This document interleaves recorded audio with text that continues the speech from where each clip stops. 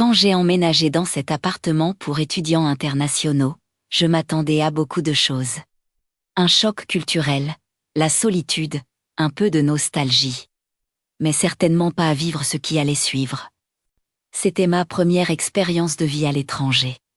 2 ans loin de chez moi, dans un pays dont je maîtrisais à peine la langue au départ. L'université nous avait logés dans un grand immeuble ancien, réaménagé pour accueillir des étudiants venus du monde entier. Les appartements étaient vastes, un peu vieillots, mais fonctionnels. Des murs épais, des plafonds hauts, un parquet qui grinçait parfois, rien d'anormal pour un bâtiment de ce type. Nous étions plusieurs colocataires, chacun avec notre chambre, et des espaces communs. Une cuisine, un salon, une salle de bain, l'ambiance était plutôt bonne. Chacun vivait à son rythme, entre les cours, les sorties, les appels à la famille restés au pays. Les premières semaines se sont déroulées sans incident. Puis, un soir, presque comme une anecdote racontée en passant. Une de mes colocataires a lâché une phrase qui m'a marquée, même si je n'y ai pas prêté beaucoup d'attention sur le moment. Elle occupait seule une chambre à 2 lits, pour des raisons administratives. Un soir, alors que nous étions toutes dans la cuisine, elle a dit d'un ton, un peu hésitant. « Ça vous arrive de voir des ombres, la nuit ?»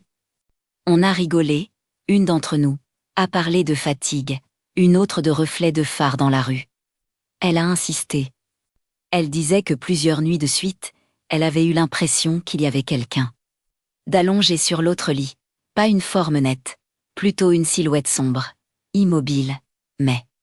Elle jurait entendre une respiration lente, régulière, comme celle de quelqu'un qui dort profondément.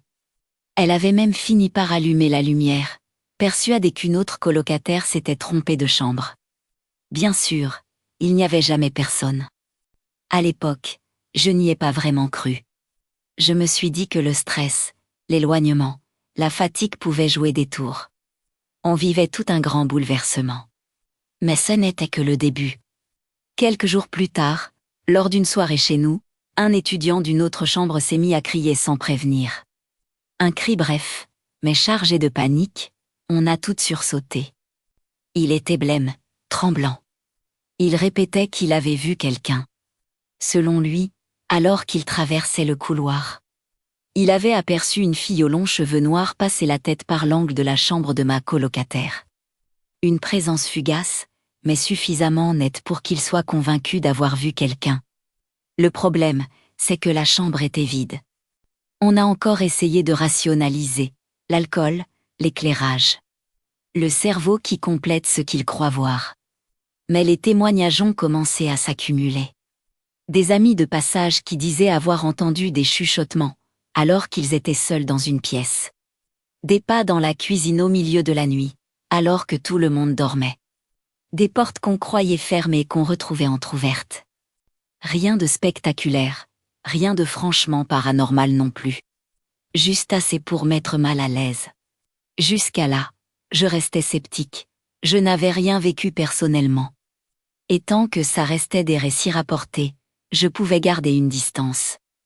Puis un matin, la fille avec qui je partageais ma chambre m'a regardé sérieusement et m'a demandé « Tu as entendu hier soir ?» Je lui ai demandé quoi. Elle m'a expliqué qu'elle avait entendu une respiration, un léger ronflement, et des pas venant du salon. Elle s'était réveillée en pleine nuit, persuadée que quelqu'un s'était levé pour boire de l'eau. Comme elle était rarement à l'appartement. J'ai pensé qu'elle avait simplement entendu parler des histoires et que son imagination avait fait le reste. J'ai continué à ne pas y croire. Jusqu'à cet après-midi-là. Il faisait encore jour, un de ces après-midi calmes, où l'appartement est presque trop silencieux. Mes colocataires étaient soit en cours, soit sortis. La porte d'entrée était verrouillée. J'étais seule. Je dînais plus tôt que d'habitude, assise sur mon lit, en appel vidéo avec ma mère. On parlait de choses banales, ma journée, ses nouvelles, rien d'important. Puis, au milieu d'une phrase, j'ai entendu quelque chose, un bruit léger, un pas. Puis une respiration. Pas un souffle imaginé, une respiration réelle, faible, mais distincte, régulière. Je me suis figée. Tu entends ça? Ai-je demandé à ma mère, Elle n'entendait rien. Elle m'a demandé de répéter. Pendant ce temps, le bruit continuait. Comme quelqu'un qui se déplaçait lentement dans le salon. Comme si une personne venait d'ouvrir le frigo, ou se tenait debout, immobile, en respirant. Je n'avais aucune envie de quitter ma chambre. Ma mère, de l'autre côté de l'écran, insistait. Elle me disait que j'étais probablement stressée, que je devais aller voir, que ce n'était sûrement rien. Après quelques minutes, je me suis levée. J'ai ouvert la porte de ma chambre très lentement. À l'instant précis où j'ai passé la tête dans le couloir, tout s'est arrêté. Le silence était total, pas oppressant, juste, vide. J'ai avancé, pièce par pièce, le salon, la cuisine, la salle de bain. J'ai vérifié la porte d'entrée, toujours fermée à clé, rien. Personne. Un peu rassurée, mais encore tendue, je suis retournée dans ma chambre et j'ai refermé la porte. J'ai levé les yeux vers l'écran de mon téléphone. C'est là que j'ai vu le visage de ma mère. Elle ne parlait plus. Elle me regardait avec une expression que je ne lui avais jamais vue. Puis elle a dit, très calmement. Alors, je suppose que ce n'était pas une colocataire, la fille aux cheveux noirs qui vient de passer derrière toi. Mon sang s'est glacé. Elle m'a expliqué que, pendant que je faisais le tour de l'appartement, elle avait vu une silhouette passer derrière moi, à travers la caméra.